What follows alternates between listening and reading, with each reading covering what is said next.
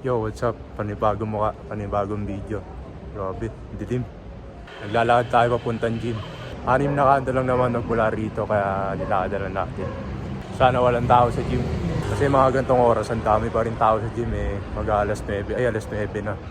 Dami pa rin tao kaya sana wala talagang tao para magawa natin yung workout natin maayos. What's up?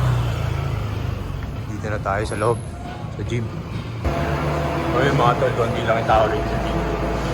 Nag-allergies na kasi.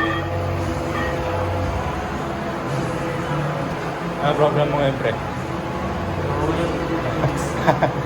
Ha?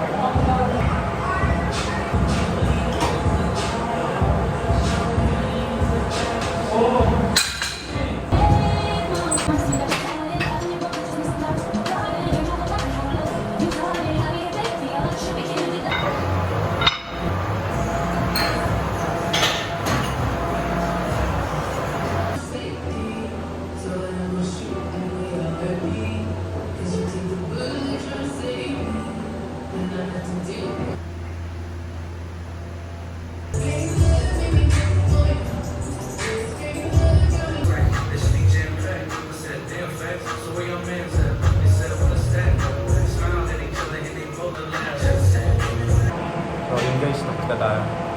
Bigyan pa natin yung mga ginawa natin. Yung ginawa natin, barbell bend over rows. Ayan yung pinauna ko sa back bicep pag gagawin ko yung workouts. Nagawa ko siya ng 3 sets kasi Ramadan ngayon. So pag hindi Ramadan, ginagawa ko siya ng 4 sets to 12 reps. So yun, muna natin barbell bend over rows. Pangalawang ginawa natin ay pull-ups.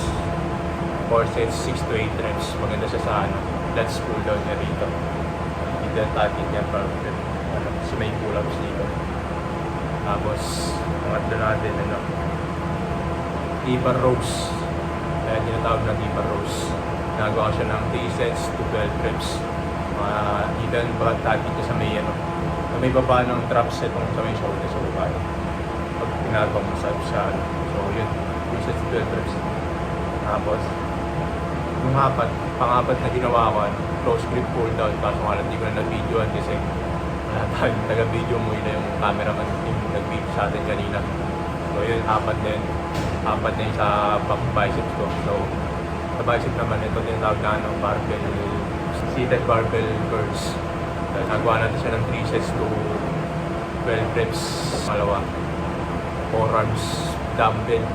Ito yung pinaka-importante sa lahat ng dumbbell guys. Kaysa pag mag-bicep kayo, lagi nyung maluwan na ganyan. Tapos yung importante sa pagbubuhat guys, dapat talagang bubuhatin yun.